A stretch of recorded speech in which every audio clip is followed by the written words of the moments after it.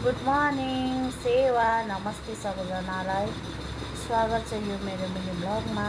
म चाहिँ मिनी ब्लगहरू धेरै बनाउँथेँ अस्ति अहिले चाहिँ अलिक अल्छी लाग्छ हो।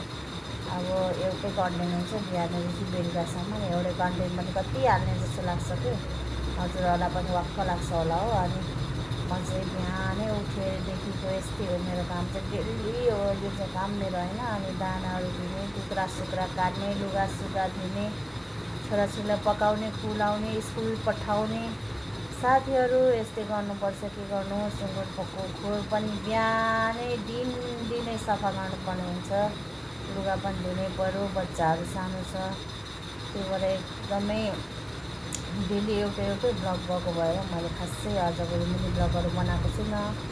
अनि साथीहरू एउटा खुसीको कुरा के छ भने नि साथीहरू, मेरो फेसबुक मोनेटाइज हुन लागेको छ। सबैजनाले फलो गरिदिनु होला है त, फलो अनि के अरे लाइक कमेन्ट पनि गरिदिनु है। थोरै अब एक स्टेप भयो भने मेरो चाहिँ फेसबुक मोनेटाइज हुन्छ साथीहरू।